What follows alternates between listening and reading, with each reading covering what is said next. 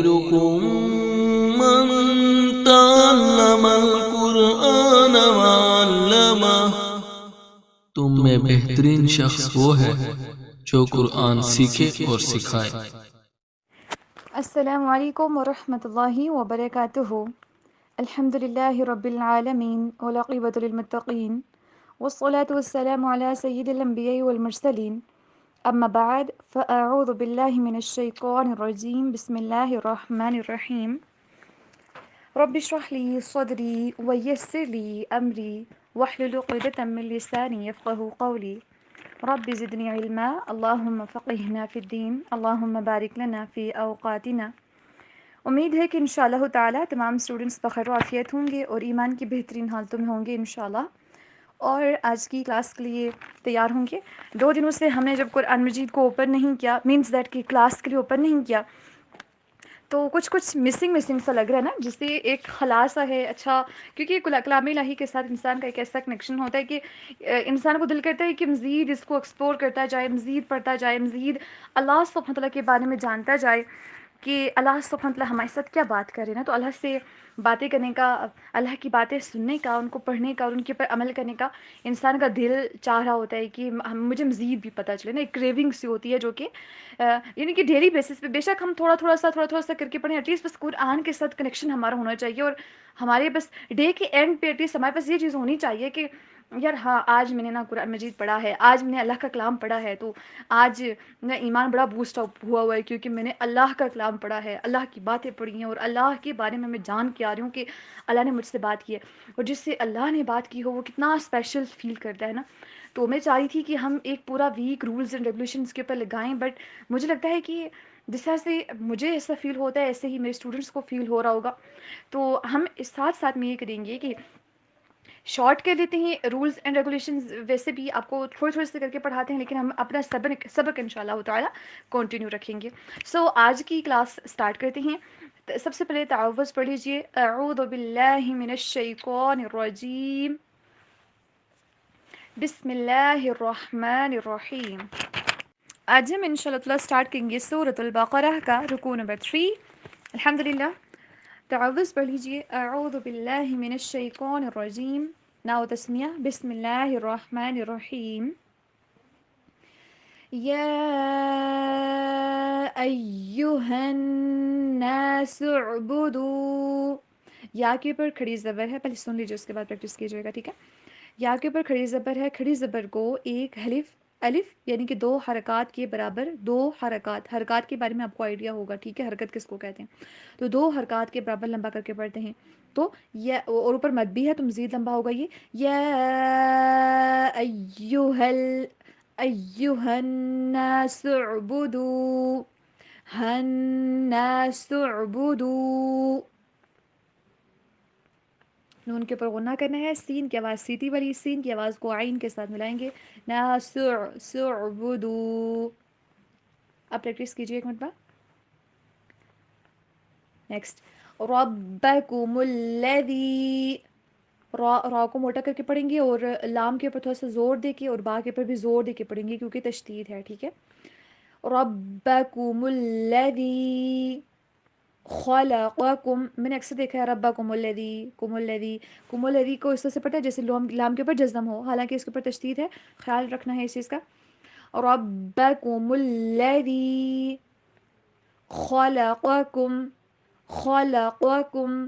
خوا اور قاف دونوں کو موٹا کر کے پڑھیں گے، خلقکم والذین، آئی ہوپ سو کہ واو کو مزید ایکسپلین کرنے کی ضرورت نہیں پڑے گی، کیوں؟ کیونکہ واو کے اوپر آلریڈی ہم اتنی زیادہ ڈسکشن کر چکے ہیں۔ اچھا، واو کو کیسے پڑھتے ہوتا ہے؟ ڈبلیو والی ساؤنڈ کے اوپر ہونٹوں کو گول کیجیے، وا، اس کو وا نہیں پڑھنا، اوپر دانتوں کو نیچے ہونٹوں کے ساتھ نہیں بلکہ گول کرنے ہونٹوں کی شیپ، وا، انگلش میں وی والی شیپ میں نہیں بلکہ اس کو ڈبلیو والی ساؤنڈ کے اوپر پڑھیے، والذین من قبلکم لعلکم، قبلکم میں با کے اوپر کلکلا کیجیے، قبلکم، کم کے اوپر غنہ نہیں، لعلکم کے اوپر غنہ نہیں، ٹھیک ہے۔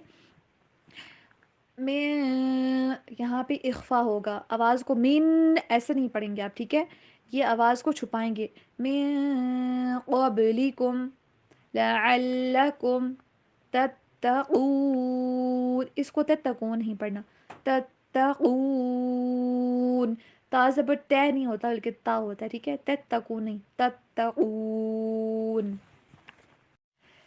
الحمدللہ ہم نے رولز اینڈ ریگولیشنز دیکھ لیے، اب ہم انشاءاللہ تعالیٰ ٹرانسلیشن دیکھیں گے۔ بسم اللہ الرحمن الرحیم۔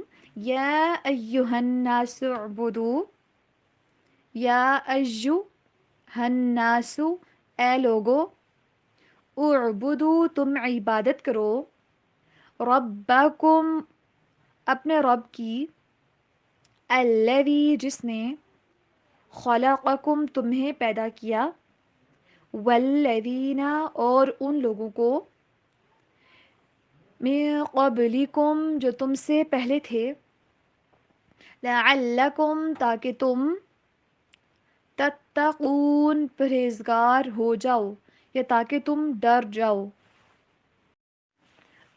ہم اس سے پہلے قرآن مجید کی ڈیفینیشن پڑھ چکے ہیں کہ یہ متقین کے لیے ہدایت ہے، جسے قرآن خود اپنے آپ کو ڈیفائن کرتا ہے، اور اس کتاب کے اندر کوئی شک نہیں ہے، یہ چیز ہم پڑھ چکے ہیں۔ پھر ہم نے متقین کی صفات پڑھی، پھر کفار، ان کا رویہ ہم نے دیکھا، اور اس سے پہلے جو لاسٹ رکوع گزر رہا تھا اس کے اندر ہم نے دیکھا کہ منافقین کا کیا رویہ تھا۔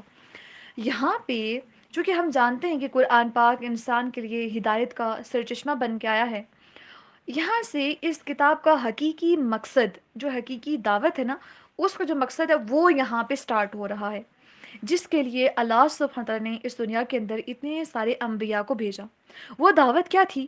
اللہ سبحانہ تعالیٰ کی توحید کی طرف سب کو بلانا، اللہ کو ایک ماننا، اس کی عبادت میں بھی کسی کو شریک نہ کرنا، اس کے صفات کے اندر اور صفات کے تقاضوں کے اندر بھی کسی کو شریک نہ کرنا۔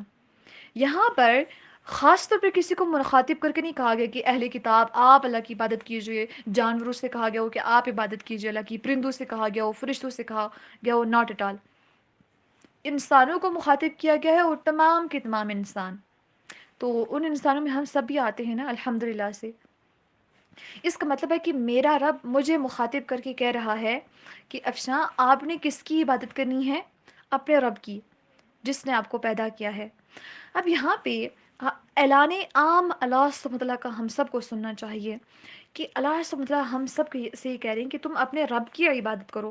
ہم رب کی عبادت کیوں کریں؟ اب سوال پیدا ہوتا ہے نا، اللہ سبحانہ وتعالیٰ نے انسان کے ذہن میں اٹھنے والے سوال، اب میں اگر آپ کو کہوں اللہ تعالیٰ نے سوالوں، جو اٹھنے والے سوال ہیں ذہن میں، ان کا بھی جواب دیا۔ اب اگر میں آپ سے کہوں کہ آپ میری عبادت کیجیے، آپ کبھی کریں گے؟ آپ کہیں گے ہم کیوں کریں، آپ ہیں کون، ہے نا؟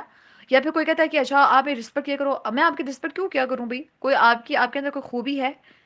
یہ تو ہم عزت اور احترام اسلام نے اس انسانوں کو دیا ہے نا، اس کے علاوہ اب باقی ریلیجنز کو دیکھ لیجئے، وہ ایون دیٹ جب جہالت کا دور تھا اسلام سے پہلے، اب ہم دیکھیں کہ بیٹیوں کو کس طرح سے زندہ دفن کیا جاتا تھا۔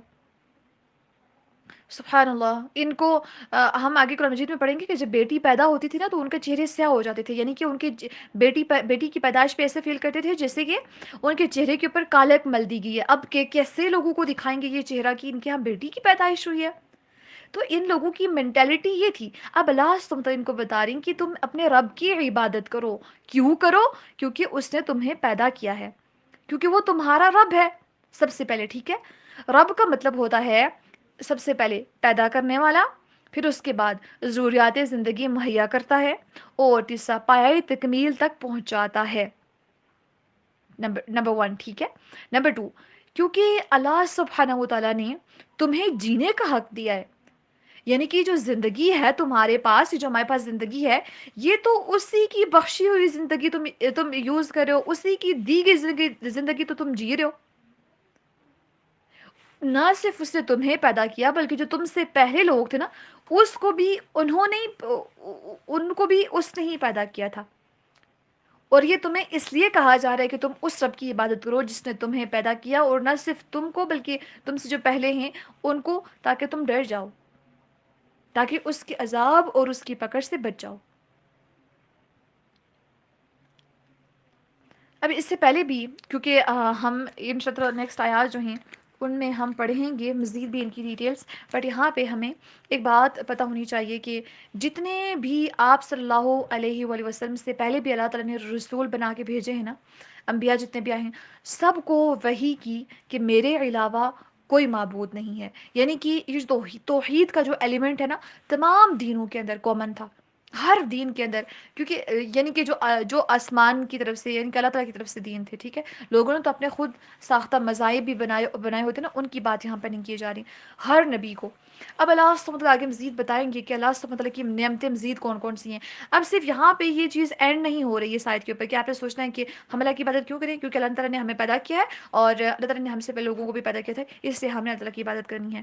یہ بھی لاجک ہے، لیکن اللہ تعالیٰ مزید ان شاء اللہ آگے والی آیات میں ایکسپلین کریں گے کہ الذی، وہ تو وہ ذات ہے، جعل لکم الارض فراشا، جس نے زمین کو تمہارے لیے بچھونا بنایا. یعنی کہ تم اس لیے عبادت کرو کیونکہ تم اسی کی دی ہوئی زمین کے اوپر رہ رہے ہو، اسی کی دی ہوئی زمین کے اوپر چل رہے ہو، اسی کی دی ہوئی زمین کو بچھونا بنایا ہے اس نے، تبھی تم یہاں پہ سروائیو کر پا رہے ہو. پھر ان شاء اللہ آگے مزید اللہ سبحانہ تعالیٰ نے بہت خوبصورت دلائل دیے ہیں. سو ان شاء اللہ نیکسٹ کلاس کے اندر ہم ان کو مزید ان دلائل کو دیکھیں گے تاکہ اللہ سے محبت پیدا ہو. جس کی دی ہوئی زندگی ہے، اگر میں اسی کے لیے نہ جیوں تو پھر کس کے لیے جینا ہے میں نے؟ ایسا ہی ہوتا ہے نا. پھر جس انسان نے مجھے پیدا کیا، جس ذات نے مجھے پیدا کیا، جس ذات نے میرا خیال رکھا، جو ذات میری ہر چیز کو انڈرسٹینڈ کرتی ہے کہ اس کے لیے کون سی چیز بہتر ہے، کون سی نہیں بہتر، اور وہ مجھے پایائی تکمیل تک پہنچا دیتی ہے.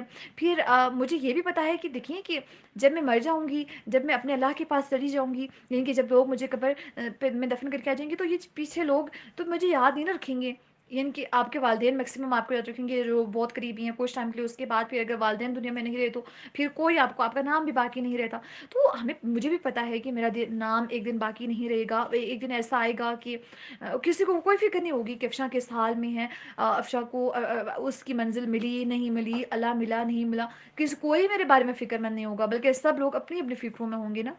تو اس دن کون ساتھ دے گا؟ اس دن میرا یہی رب ہے نا جس نے مجھے پیدا کیا تھا، یہی تو مجھے پایہ تکمیل تک پہنچائے گا، یہی تو مجھے اپنی منزل تک پہنچائے گا، یہی تو مجھے اپنی ذات عطا کرے گا، یعنی کہ اپنا وجود عطا کرے گا، یہ تاکہ میں اس کو دیکھ سکوں، تاکہ میں اس سے بات کر سکوں، اللہ سے شیئر کر سکوں کہ اللہ میں نے یہ بھی کیا تھا، میں نے یہ بھی کیا تھا. اللہ کے ساتھ اللہ سے بندہ لاڈ اٹھوائے نا، اللہ سے محبت کرے. یہ تبھی ممکن ہے جب انسان اللہ کی عبادت کرتا ہو. اللہ کے ساتھ کسی کو شریک نہ کریں. اللہ کے ساتھ کسی کو شریک کرنا یہ ہوتا ہے کہ اگر آپ نماز پڑھ رہے ہیں، آپ کے دل میں یہ خیال آتا ہے کہ کوئی مجھے دیکھ رہا ہے، اور پھر آپ اپنی نماز کو بیٹر کرنے کی کوشش کرتے ہیں، لمبی نماز کر لیتے ہیں، یا بڑے خشوع و خضوع سے آپ کے سجدے اور رکوع ہونا شروع ہو جاتے ہیں. یاد رکھیے دس از کالڈ شرک. یہ شرک کے اندر آتا ہے، کیونکہ ریاکاری یا پھر دکھاوا جو ہم لوگوں کو دکھانے کے لیے کام کر رہے ہوتے ہیں، دیٹ از دا شرک. ٹھیک ہے، یہ شرک اصغر ہے. ٹھیک، شرک اکبر نہیں بلکہ شرک اصغر کے اندر آتا ہے. اور یاد رکھیے اللہ سبحانہ وتعالیٰ شرک کو کبھی معاف نہیں کرے گا، اس کے علاوہ چاہے تو وہ معاف کر دے، چاہے تو وہ عذاب دے. اب یہاں پہ ہم اگر کوئی بات کر رہے ہیں، لوگوں کو دکھانے کے لیے بات کرتے ہیں، that is also called the ریاکاری. اینڈ اگر ہم چلتے ہوئے یا پھر ایون دیٹ ہم اس لیے نظر کا پردہ کرتے ہیں کہ یار فلاں بندے کہے نا کہ یہ بڑی نظر کی پردے دار ہے، یا پھر آپ اگر کھانا بناتے ہیں اس لیے تاکہ لوگ میں تعریف کریں کہ اس نے بہت اچھا کھانا بنایا ہے. کوئی بھی کام اگر اس میں آپ ریوارڈ لوگوں سے، کچھ ایسے کام ہوتے ہیں جیسے کہ آپ نے جاب کی ہے تو obviously اس میں آپ ریوارڈ یعنی کہ اپنی پے جو ایکسپیکٹ کر رہے ہوتے ہیں اپنے باس سے. لیکن خاص کر جو معاملات عبادات والے ہوتے ہیں نا، ان کے اندر اگر ہم کسی کو شریک ٹھہراتے ہیں تو وہ شرک کے اندر آتا ہے. اور ہم اگر لباس بھی لوگوں کو دکھانے کے لیے پہنتے ہیں، دیٹ از آلسو کالڈ ریاکاری. اینڈ ریاکاری مینس شرک. ٹھیک ہے، تو یہ ریاکاری ویسے بھی انسان کو، کیونکہ ریاکار کا مقصد کیا ہوتا ہے کہ میں نے بس دنیا سے لوگ مجھے اچھا کہیں. اب دیکھیں لوگ تو اس کو اچھا کہہ رہے ہوتے ہیں نا، اس کو اپنے عمل کا بدلہ دنیا میں مل رہا ہوتا ہے، اس کو تعریف مل رہی ہوتی ہے جو اس کو چاہیے ہوتی. اگر اس بندے نے اجر ایکسپیکٹ کیا ہوتا پھر تو اللہ تعالیٰ اس کو دیتے، لیکن اس کو تعریف چاہیے تھی، اللہ تعالیٰ نے اس کو دنیا میں ہی اس کے عمل کا بدلہ دے دیا. ایسے لوگوں کا آخرت میں کوئی حصہ نہیں ہوتا. تو ہم نے شرک کے کانسیپٹ کو نہ صرف شرک اصغر اکبر کا مرتکب ہونا، یعنی کہ اللہ کے ساتھ کسی اور کو معبود ٹھہرا دیں، اللہ کے علاوہ کسی اور سے دعائیں مانگنا شروع کر دیں، اللہ کے علاوہ کہیں کہ فلاں میرا داتا ہے، فلاں میرا آقا ہے. اور پھر یہ جو کچھ نعتیں چل رہی ہوتی ہیں کہ آپ کے کرم سے پتہ نہیں یہ ہے وہ ہے، نبی اکرم صلی اللہ علیہ وسلم کے بارے میں یاد رکھیں کہ انبیاء کو بھی ان کے مقام سے بڑھا دینا شرک کا کام ہوتا ہے. ان کو بھی اللہ کے ساتھ نہیں شریک ٹھہرا سکتے. ہم قرآن پڑھتے ہیں نا، جب انسان قرآن کے ساتھ میں ہوتا ہے وہ کبھی بھی گمراہ نہیں ہو سکتا. آپ دیکھیں کہ کتنی ساری قومیں یعنی کہ حضرت عیسیٰ السلام کے پیروکاروں نے کیا کیا تھا؟ ان کو خدا بنا دیا تھا نا، وہ بھی تو نبی تھے، ان کا بھی یہی جرم تھا کہ ایک نبی کو خدا کا درجہ دے دیا تھا. تو آج اگر ہم بھی خدا والی صفات کو نبی کریم صلی اللہ علیہ وسلم کو دینا شروع کر دیں گے تو کیا ہمارا انجام بھی ان لوگوں والا نہیں ہوگا؟ تو ہم نے ان چیزوں کو ان باریکیوں کو سمجھنا ہے. فلاں پتہ نہیں کہ پتہ نہیں کون کون سے بخش اور پتہ نہیں کیسے کیسے انہوں نے نام رکھے ہوتے ہیں، پتہ نہیں کون سا اللہ.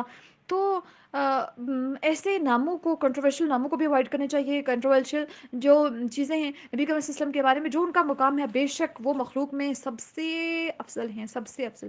نہ صرف انسانوں میں بلکہ ہر مخلوق میں سب سے افضل ہیں. لیکن اس کا ہرگز یہ مطلب نہیں ہے کہ ہم ان کو اللہ سبحانہ وتعالیٰ کی ذات کے برابر جا کے ٹھہرا دیں. تو ہم نے اپنے عقائد کو بھی ساتھ ساتھ میں درست کرتے جانا ہے. اور کیونکہ انسان، آپ لوگوں سے بحث نہ کیجیے، آپ خود کی اصلاح کیجیے، اس کے بعد دوسروں کو. بس ہمارا مقصد ہوتا ہے دوسروں کو گائیڈ کرنا.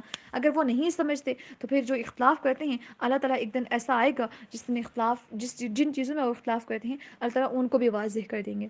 تو ہم نے جو جس کا مقام ہے اس کو اس کے مقام کے اوپر رکھنا ہے. ہم نے کسی اور سے دعائیں نہیں مانگنی، بلکہ اللہ سے دعا سنتے ہیں تو اس سے ہی دعائیں مانگنی ہیں. دعا کے اندر 3 وسیلے جس استعمال کیے جا سکتے ہیں. ایک اللہ کے ناموں کا وسیلہ، جیسے کہ یا اللہ تو غفور الرحیم ہے تو مجھے معاف کر دے، میرے اوپر رحم فرما دے، تو رزاق ہے تو مجھے رزق دے دے. دوسرا وسیلہ یہ ہو سکتا ہے کہ اپنے نیک اعمال جو ہوتے ہیں نا ان کو وسیلہ بنا سکتے ہیں. جس سے ہم ایک روایت میں آتا ہے نا، ہم نے پڑھا تھا، بلکہ شاید اس بیچ کے ساتھ ہم نے ڈسکس نہیں کیا، کہ جو 3 ساتھی تھے نا جو کہ غار کے اندر غار میں گئے تھے اور باہر آ کے دروازے کے اوپر ایک پتھر، بڑی سی چٹان آ گئی تھی. پھر انہوں نے تینوں نے اپنے ایک عمل کا وسیلہ دیا تھا کہ اللہ اگر تیرے رضا کے لیے تھا تو ہمیں اس پتھر کو ہٹا دے، ہمیں اس مصیبت سے آزاد کر دے. تو وہ واقعی میں پتھر ہٹ گیا تھا. تو دوسرا یہ کہ ہم اپنے نیک عمل کا وسیلہ دے سکتے ہیں. نمبر 3 کہ نیک شخص جو کہ زندہ ہو، اس سے ہم کہہ سکتے ہیں کہ آپ ہمارے لیے دعا کر لیجیے، مردہ سے نہیں.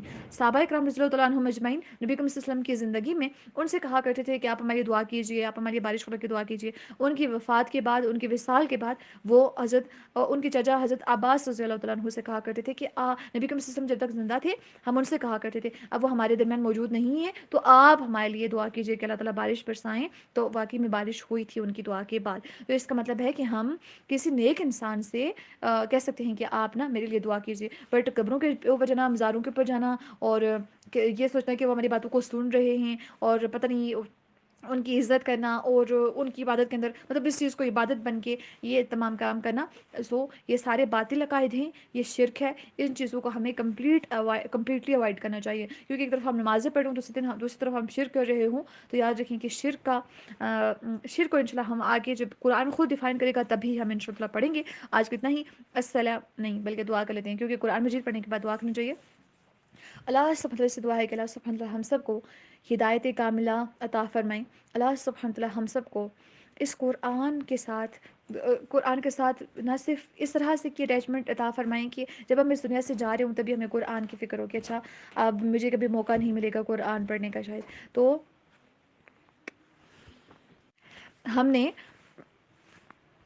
قرآن کے ساتھ بھی اپنی اٹیچمنٹ اس طرح سے رکھنی ہے. تو اللہ سبحانہ وتعالیٰ سے دعا مانگی کہ اللہ سبحانہ ہمیں اس سفر کے پر استقامت عطا فرمائیں. اس سفر کے اندر جتنی بھی مشکلات آتی ہیں اللہ تعالیٰ ان مشکلات کو بھی ہمارے لیے باعث اجر بنائیں. اور کوئی بھی ایسے مشکل اللہ نہ کرے کہ ہماری زندگیوں کے اندر آئے کہ ہم ان کی وجہ سے قرآن کو چھوڑ دیں. قرآن ہماری سب سے بڑی پرائیورٹی ہو. تو اللہ سبحانہ وتعالیٰ ہم سب کے دل سے دنیا کی محبت کو ہٹا کے قرآن کی محبت، اپنی محبت اللہ سبحانہ وتعالیٰ اور آخرت کی محبت، جنت کی محبت، رحمت کی محبت، نبی کریم صلی اللہ علیہ وسلم کی محبت ہم سب کو عطا کر دیں. آمین ثم آمین.